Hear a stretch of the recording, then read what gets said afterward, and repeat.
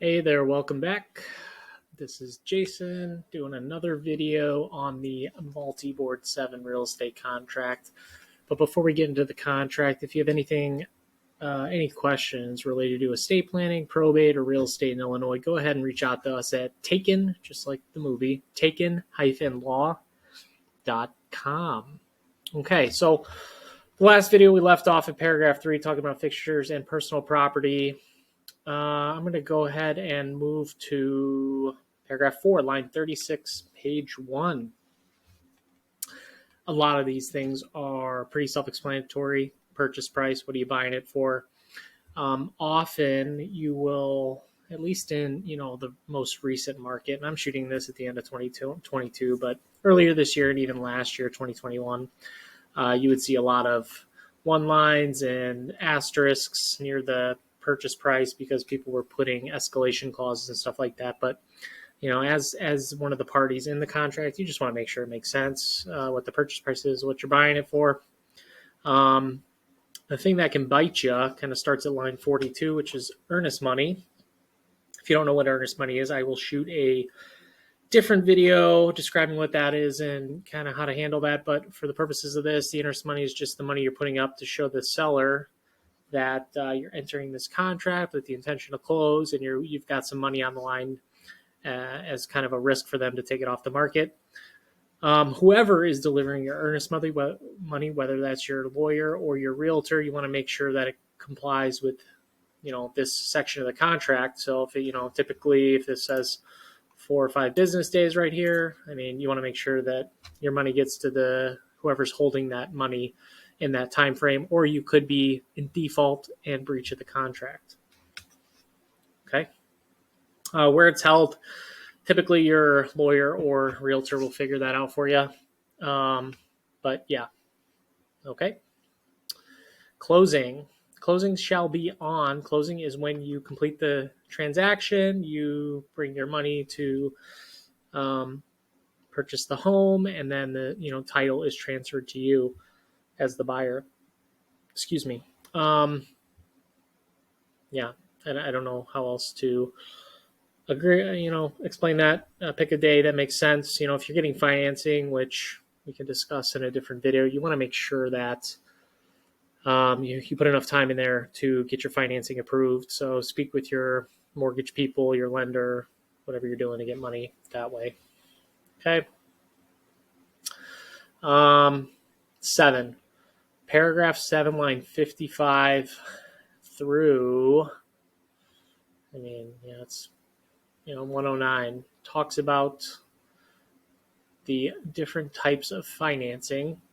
You should be very careful as to how, who, and when this is filled out. And the reason I say that is because you put something wrong here, you can screw up in the event that your financing doesn't get approved, and you could potentially forfeit your earnest money. So you want to make sure, one, that the percent of the purchase price is right? So typically in a conventional scenario, you would get financed 80% of the purchase price or something like that, and you would bring 20. What you want to make sure is that, that percent of purchase price is accurate. Not to exceed percent per year. What this is here is if you put a reasonable rate now, let's say, the time I'm shooting this, maybe it's like 6.5%. In 2021, it might have been like 4%, 3%, whatever the percent is. What you want to make sure, what this out is that when you go to in good faith to apply for that mortgage, if you don't get approved, you're able to back out of the contract. So that kind of, you want to put something reasonable in there. Because the seller is going to, use that as a basis to accept your offer potentially. And then the amortization, 30 years typically. You just want to make sure, and part of attorney review in Illinois, which we can talk about when we get to that paragraph, your attorney should be double checking this as well to make sure it makes sense, because in the event that you don't get approved for financing, you want to be able to successfully get out of this contract, which is why it is a loan contingency. This contract is contingent on you getting financing, and if you don't, you shouldn't be penalized for that. If for some reason you weren't approved. Okay. Line 71 here is key. upon the expiration of the 10 business days after the date of acceptance. If buyer failed to make a loan application, pay all fees required for such app to proceed, and the appraisal will be performed, seller shall have the option to declare this terminated by giving 5-day notice, blah, blah, blah. Okay.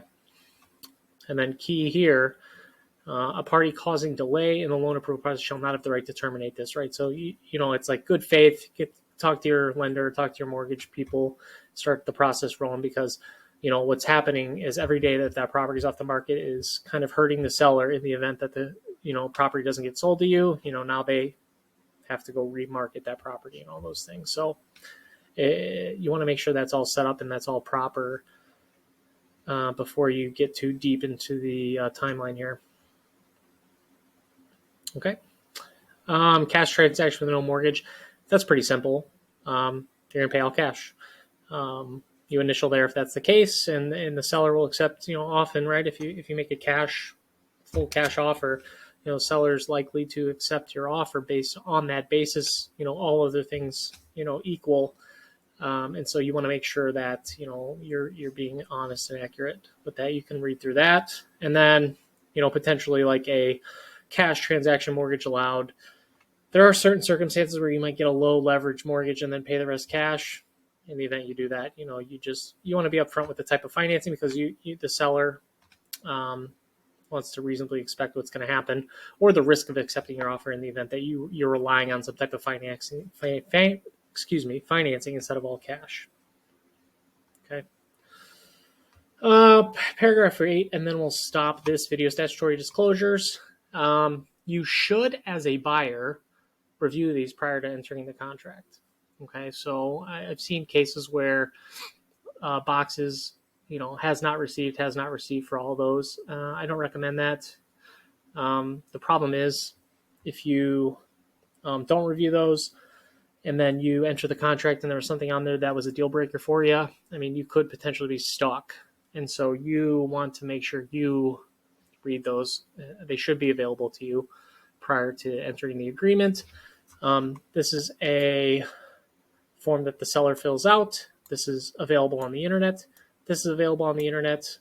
And then this is available on the internet. So the lead-based paint disclosure and the real property disclosure in Illinois, typically they're available on the MLS listing. If not, have your realtor or your attorney reach out to the other side's realtor or attorney to get that information. Okay, I'm going to stop there. Kind of went over a lot. There was a mouthful. The big thing is paragraph 7. The financing contingency can screw you as the buyer if you do not follow it. So we'll move on in a different video to the remaining paragraphs. There's still quite a bit of contract to go. But if this brought up any questions, go ahead and leave it in the comments around this video, or head to taken-law.com or call our number, which should be somewhere around this video. I will talk to you again soon. See ya.